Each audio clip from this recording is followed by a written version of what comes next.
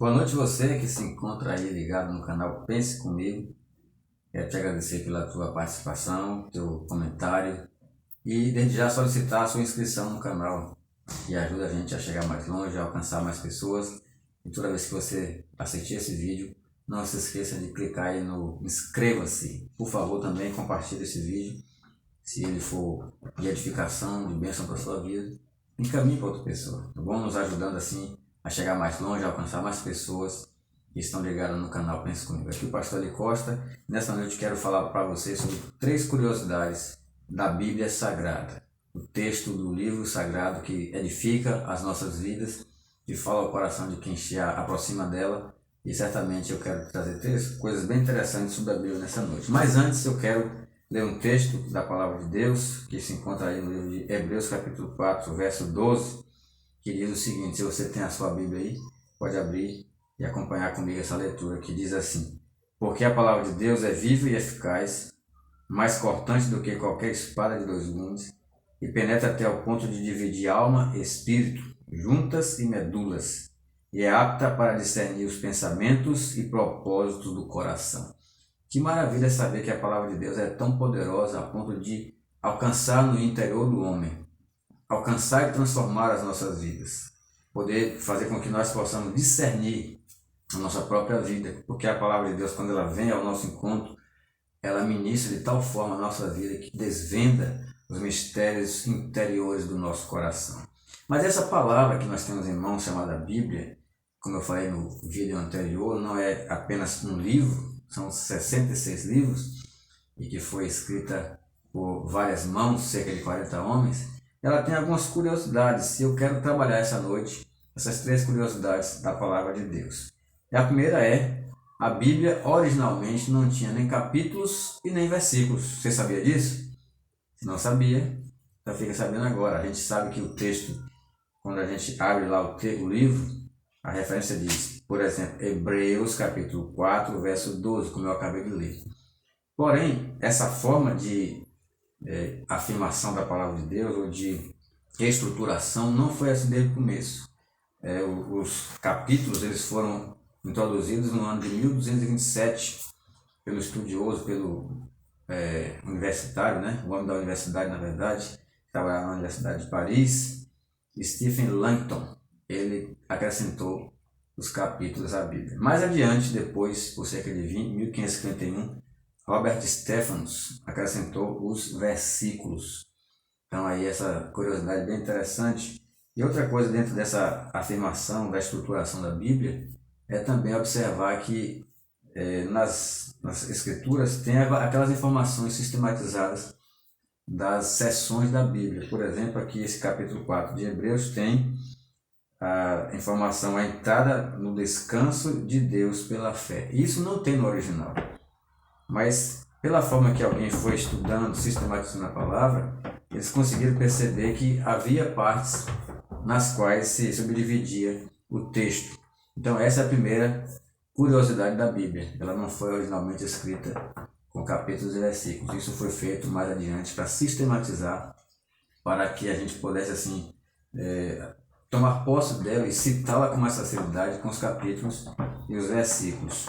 E assim termos mais facilidade de tomar posse da palavra de Deus. A segunda curiosidade que eu quero que você entenda, que você saiba nessa noite, é que a Bíblia que os evangélicos usam é diferente da Bíblia que os católicos usam, em 7 livros a mais que os católicos têm.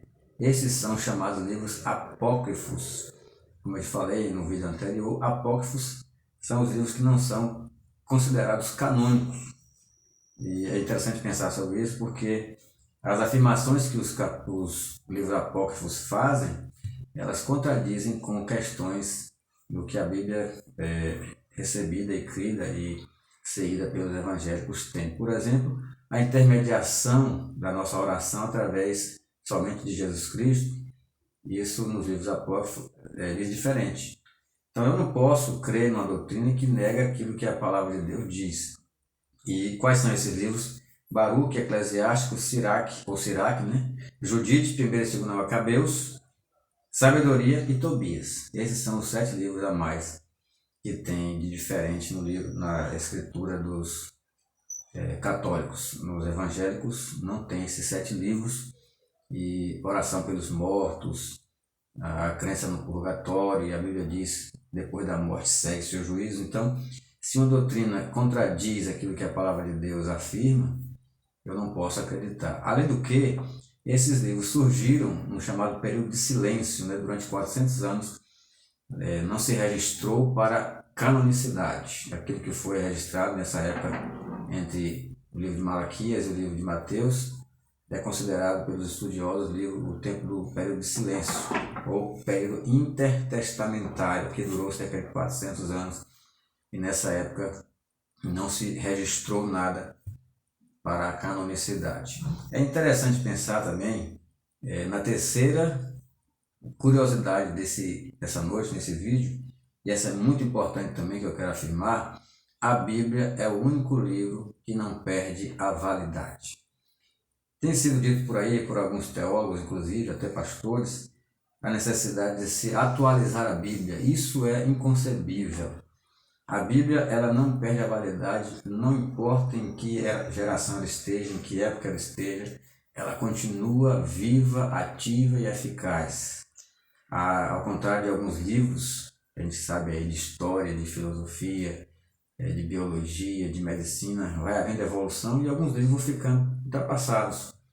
Mas a Bíblia, ela é tão viva, ela é tão eficaz, que não precisa se adequar àqueles que estão ouvindo.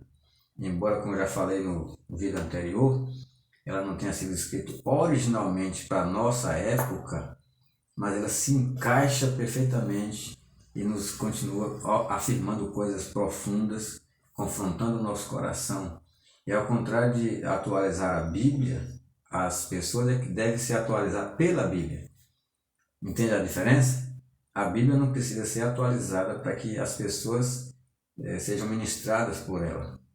Ao contrário disso, o apóstolo Paulo é taxativo ao afirmar na sua carta aos Romanos, no capítulo 12, verso 1 e 2, que nós não podemos nos amoldar a este mundo, né?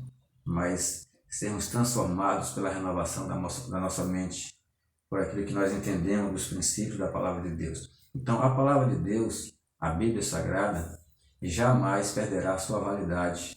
Ela sempre será atualizada no nosso coração, não por uma reescrita dela, mas por aquilo que ela opera dentro do nosso coração. O texto que eu li, no capítulo 4, verso 12 de Hebreus, fala sobre essa ideia de a palavra viva, né? Ela não perde a sua vivacidade.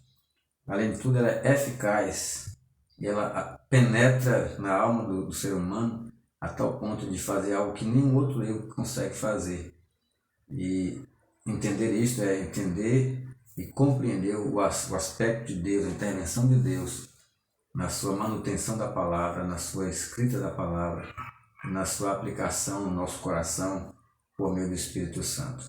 Nós precisamos compreender, sim, que a Bíblia ela tem sua singularidade, ela tem sua particularidade e a sua profunda eficácia no coração e na mente daqueles que se aproximam dela. Como eu falei no outro vídeo, você não pode se aproximar da Bíblia procurando criticá-la ou desmerecê-la ou desfazer daquilo que ela diz.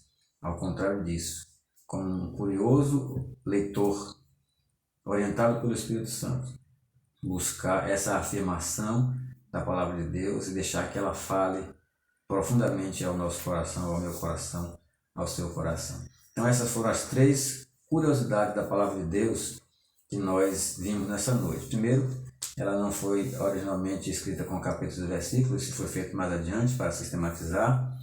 Segundo, que há uma diferença entre a Bíblia dos católicos e a Bíblia dos evangélicos, em termos de 7 livros a mais na Bíblia dos católicos, e esses são considerados não canônicos. E terceiro e último, a Bíblia é o único livro que jamais perde a validade. Ela vai falar sempre, em qualquer época que chegar, em qualquer geração que chegar, em qualquer região do mundo que chegar, população que chegar, seja ela de ricos, pobres, brancos ou negros, não importa, ela é viva e eficaz. Que Deus nos abençoe, nos ajude, e sem deixar de fazer a coisa importante, não deixe de se inscrever no canal, tá bom? Esse é o canal Pensa Comigo, aqui o pastor Ali Costa, agradecendo por sua atenção até o final, compartilhe esse vídeo e inscreva-se no canal, acione o sininho para que outros vídeos cheguem até você com a notificação. Forte abraço, fica na paz do Senhor Jesus.